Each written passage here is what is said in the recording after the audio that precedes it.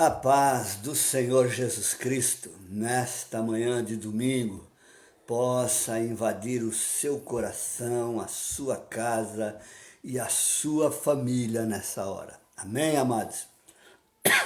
Eu quero compartilhar com você uma palavra que me veio ao coração aqui agora.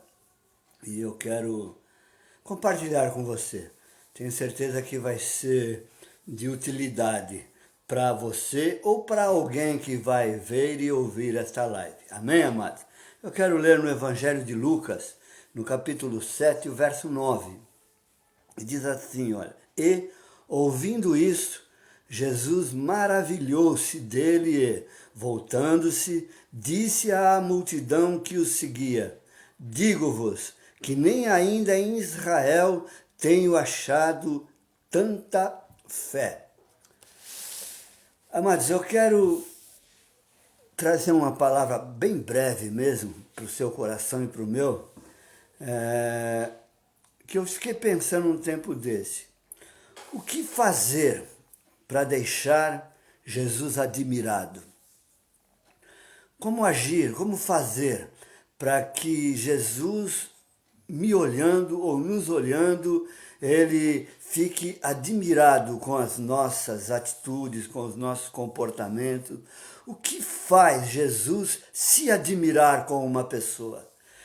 E lendo esse texto, lembrando desse centurião, eu quero trazer uma breve palavra a respeito desse centurião e o que ele pode nos ensinar para deixar Jesus admirado. É só a fé? É só a fé? Não é só a fé. Ainda que a palavra de Deus nos diga que sem fé é impossível agradar a Deus, e é verdade, mas a fé, ela gera muitas coisas. A fé, ela tem que gerar, ela deve gerar muitas coisas em nossa vida, em nosso coração, em nosso caráter, em nossa maneira de viver, em nossa maneira de falar, em nossa maneira de andar, de se vestir. A fé, ela tem que gerar no nosso coração, no nosso caráter, na nossa vida, mudanças, porque sem isso ela é morta. Então, o que eu preciso para deixar Jesus admirado? O que eu tenho que fazer para que Jesus, assim como Jó, lá quando Deus falava com o diabo a respeito dele, deixou Deus admirado, tanto que o próprio Deus deu testemunha de Jó, falando para o diabo: viste meu servo Jó? Ninguém é na terra como ele. Você já se imaginou Deus, Jesus, falando de você para o diabo? O que ele ia dizer? Será que ele ia ficar admirado com você? Admirado pelas coisas boas ou admirado pelas coisas más? E aí, eu lendo a palavra, eu me lembrei desse centurião. Esse centurião, ele tinha autoridade, ele tinha poder, ele tinha riqueza, ele tinha tudo. Mas o que chama a atenção, o que chamou a atenção, o que deixou Jesus admirado, não foi só a fé, mas foi todo um contexto da vida desse centurião. E eu quero trazer aqui, olha, 3 coisas somente para o nosso crescimento moral e espiritual. E a primeira coisa que eu vi e aprendi com esse centurião, que contribuíram para deixar Jesus admirado, a primeira coisa, ele tratava todo mundo igual. Ele não tratava só o romano, ele não tratava só o grego, ou quem quer que estivesse do lado dele nesse período. Ele tratava todos iguais, ele não fazia distinção. Olha só o verso 2. E o servo de um certo centurião, a quem este muito estimava, estava doente e moribundo. Ele não tratava só os iguais, na mesma posição social que ele, do seu círculo de amizade, não. Ele tratava bem, igual, os servos. Tanto que esse servo dele ficou doente. E ele tentou de todas as maneiras socorrer esse servo, até ir até Jesus.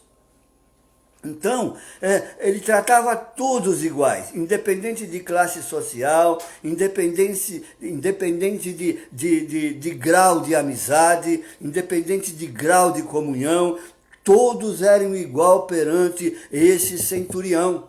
Um homem que tinha poder, que tinha autoridade, que era romano, a nação poderosa da época, mas isso não fez dele um egoísta, um egocêntrico, não fez dele um presunçoso, ele não se achava melhor do que ninguém.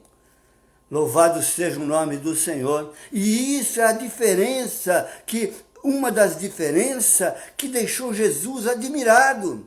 O bom testemunho que as pessoas davam dele. Olha, ele é um bom homem. O que será que falam de mim? O que será que falam de você? Será que falam que você é um bom homem? Será que falam que você é uma boa mulher? Será que você dá testemunho de socorrer as pessoas que não é do seu nível, que não é da sua classe de amizades? Será que você olha para todo mundo com os mesmos olhos que Cristo olhou para você? Essa era a característica primeira que eu vi nesse centurião. Ele tratava todos iguais. Da sua casa ou fora da sua casa, ele era um homem bom. Ele era um homem que se comunicava com todos. E isso fazia a diferença na vida desse centurião. A segunda coisa, ele tinha amor pela nação. Ou o verso 5, o que diz assim: porque ama a nossa nação e ele mesmo nos edificou a sinagoga. Oh, aleluia! Oh, aleluia! Olha que característica que tinha esse cidadão romano, hein? Cidadão romano. Ele tinha amor pela nação de Israel. Ele estava lá, ele vivia dela, ele era uma autoridade em Israel, mas isso não fazia dele um presunçoso, isso não fazia dele um senhorio, né? Um senhorio feudal que obrigava as pessoas a fazer aquilo que não queriam. Ele não queria impor ideia deles, ele não queria impor religião deles, ele não queria nada disso, porque, como eu sempre falo, religião não salva ninguém, muito pelo contrário, religião mata, religião cria guerra, religião cria destruição, religião cria intriga, cria desavença, isso que cria religião. E esse centurião, ele amava a nação de Israel. Ele amava a igreja da época lá, ele amava o templo, porque ele edificou um templo. Um romano edificando um templo em Israel. Olha só o amor que ele demonstrou pela nação de Israel. E aí eu faço uma pergunta para você. Você já orou alguma vez por Jerusalém? Você já orou alguma vez pela nação de Israel? Para que Deus continue guardando, abençoando, fazendo uma nação próspera, né? Como tem uma música aí que fala a respeito da chuva de honestidade, e a última parte da música, né, fala que Israel é menor que o Nordeste, mas é uma terra próspera, uma terra que tem fartura, uma terra que tem, né, prosperidade. Você ora por Israel? Você ora para que essa prosperidade continue, que eles continuem enviando socorro até para os próprios inimigos? Então é assim, esse romano, esse centurião, ele tinha amor pela nação de Israel. Ele tinha amor pelas pessoas em Israel. Ele tratava todos da mesma maneira, igual. Você trata todos iguais? Você trata todos da mesma maneira? Isso não quer dizer que você precisa ficar bajulando todo mundo, não, sabe? Mas que você respeite todo mundo, segundo a característica de cada um. Eu pecava muito nesse quesito, meus queridos. Eu pecava muito, porque se não fosse do meu círculo de amizade, eu não queria nem saber. mas fui aprendendo, fui crescendo na graça e no conhecimento. E eu tive um pastor que me orientou muito. Nossa câmera aqui escorregou e caiu, mas já está de pé novamente, amados.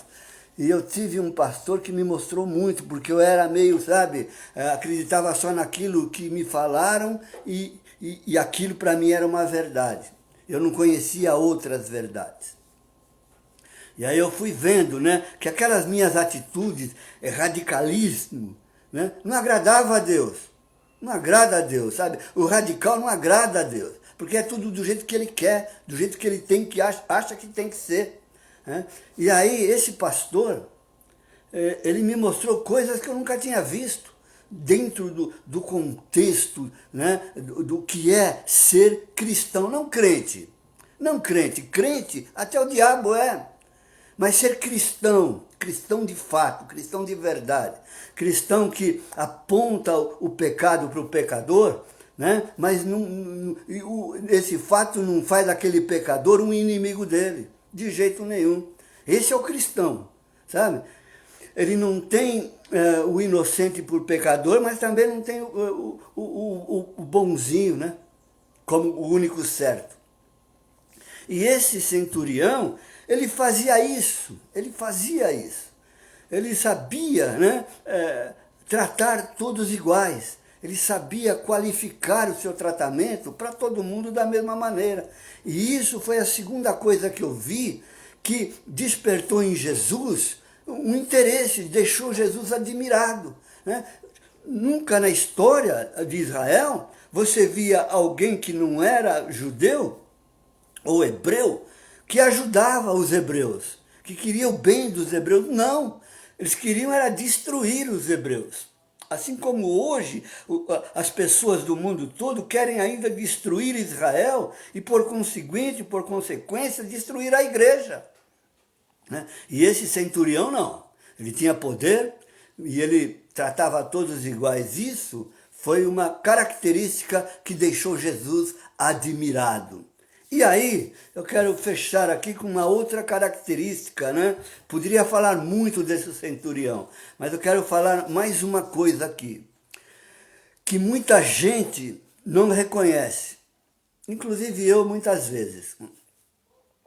Ele reconhecia a autoridade, tá? Ele era um sujeito que tinha autoridade, mas ele reconhecia alguém que tinha mais autoridade que ele. Ele reconhecia que alguém poderia mandar mais que ele. Você reconhece que tem alguém superior a você? Você reconhece que em algumas situações é necessário prestar contas? Você reconhece que alguém manda mais do que você? Tem mais poder, tem mais autoridade, tem mais juízo do que você? É uma característica que muita gente não tem. É uma característica, eu acho que aqui seria uma das principais, porque ninguém, nem o judeu mesmo daquela época, reconhecia a autoridade de Jesus. Nem os escribas, nem os fariseus, nem os saduceus, eles acreditavam na autoridade máxima de Jesus. Esse centurião não.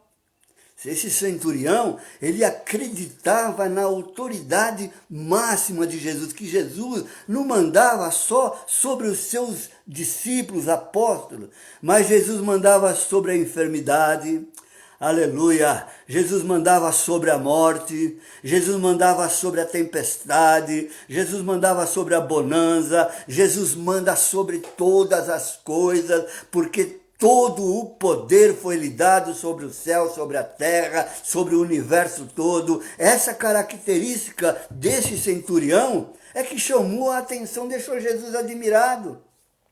Ele reconheceu todo o poder que Jesus tinha sobre ele. Porque certamente ele ouviu o comentário de alguém falando, quando Jesus disse, olha, todo o poder foi me dado. Todo o poder foi me dado pelo meu Pai. Se eu estalar o dedo ou chamar aqui, ele me envia uma legião de anjos para me proteger. Todo o poder. Olha que coisa maravilhosa. Esse centurião reconhecia a autoridade. E reconhecer a autoridade aqui, amados, nesse contexto, não é reconhecer só a autoridade de Jesus sobre todas as coisas, mas é reconhecer a autoridade que tem o pai, reconhecer a autoridade que tem a mãe, reconhecer a autoridade que tem o seu patrão lá no seu emprego, o professor lá na sua escola, é reconhecer a autoridade daquele que manda mais que você. E nós sempre vamos ter na nossa vida alguém que está acima de nós. Alguém que pode mais que nós. Alguém que sabe mais que nós. Alguém que muitas vezes nós temos que ir pedir ajuda, socorro, auxílio, né? Mas nós temos que reconhecer isso. Essa é a nossa necessidade. E a nossa necessidade de nos subjugarmos a alguém é quase que impossível em nós. Nós não admitimos, na maioria, 100% das vezes, que alguém possa saber mais que nós, que alguém possa saber resolver situações mais que nós. E esse centurião, ele reconhece, né? Porque ele chega assim e fala assim, olha, no verso 8, para a gente fechar, ele diz assim, olha, vou até ler aqui na Bíblia. Porque também eu sou homem sujeito à autoridade, e tenho soldados sob o meu poder, e digo a este, vai, e ele vai, e ao outro, vem, e ele vem, e ao meu servo, faze isto, e ele o faz. E ouvindo isso, Jesus maravilhou-se dele, e voltando-se disse à multidão que o seguia, digo-vos que nem ainda em Israel tenho achado tanta fé. Olha só, esse centurião, ele reconhecia tanta autoridade de Jesus, que ele não se achou digno que Jesus entrasse na casa dele. E aí ele manda os seus servos e vai ele mesmo falar, olha, mestre, eu não sou digno nem que o Senhor entre na minha casa, mas eu reconheço que o Senhor falar uma palavra, o meu servo vai ficar curado. Porque o Senhor tem poder, o Senhor é todo. Ele não falou isso, eu estou falando. O Senhor é todo poderoso, o Senhor é maravilhoso, o Senhor é excelência por primazia, né? O Senhor é tudo que todo mundo gostaria de ser. Aleluia, louvado seja o nome do Senhor para sempre. E aí Jesus, então, o que ele faz? Ele diz, ele elogia aquele centurião e volta, ele não vai lá para a casa do centurião. Ele volta, mas quando as pessoas voltam e vão para a casa do centurião, o servo já estava trabalhando. O servo já estava curado. Não precisou, né, Jesus ir lá, entrar na casa daquele centurião. Mas Jesus enviou lá, né, só a palavra, só o seu pensamento, só o seu desejo. Ele volta, ele não fala, ó, seja como feito. Ele volta e quando chegam na casa encontra o servo curado. A alegria de Jesus, a admiração de Jesus por aquele centurião foi tanta que só isso bastou para que aquele servo ficasse curado. Então, amados, pense nisso, leia esse texto, está em Lucas, no capítulo 7, a partir do verso 1. Leia ele, leia com um coração aberto para entender e aprender e buscar os tesouros que estão nos pontos e na vírgula desta palavra. E aí você vai ver que o Espírito Santo revela tesouros maravilhosos para o nosso crescimento espiritual, né? Então, esse centurião, primeiro, tratava todos iguais. Aprenda isso. Aprenda isso. Tratar todos iguais. Né? Não é só tratar aquele que pode te dar troco, te oferecer algo em troca daquilo que ele possa te fazer. Esse não vale como um amigo seu, tá? Porque esse não é digno da sua confiança. Aquele sujeito que te ajuda, só porque pode amanhã ou depois pedir de volta aquilo que ele te ajudou, esse se afaste dele. Nem receba aquilo que ele quer te ajudar, né? Ele tinha amor pela nação de Israel. Ele tinha amor pelo povo judeu. Ele reconhecia no povo judeu o povo diferencial. E ele reconhecia a autoridade máxima de Jesus Cristo. Louvado seja o nome do Senhor. Essa é a palavra que eu senti no coração de repartir com você nessa manhã. E antes de fechar, eu já quero deixar aqui um convite para você. Quarta-feira, às 14 horas, nem um minuto a mais, nem um minuto a menos. Nós vamos mais uma vez estar com o nosso culto da palavra. Tenho certeza que Deus vai trazer uma palavra para o meu e para o seu coração edificante, uma palavra transformadora, porque a palavra de Deus é que tem poder de transformar. Amém, amados? Avise alguém aí, avise um amigo, um irmão, avise lá os seus irmãos de uma outra denominação, de uma outra igreja, avise, né? Olha, quarta-feira, às 2 horas, nós vamos ter um culto da palavra na página do Facebook, né? Do pastor Danilo Fernandes. Tenho certeza que vai ser bênção para a sua vida. E logo, logo, mas muito logo mesmo, nós vamos estar também no YouTube, né? Fazendo a nossa live direto do YouTube, do Facebook. Vai ser bênção, né? Com certeza, para a sua vida, para a sua casa, para a sua família. Deus lhe abençoe. Deus multiplique na sua casa as bênçãos celestiais. Que não falte na sua mesa o pão de cada manhã. E que a graça maravilhosa do Senhor se derrame sobre a sua família.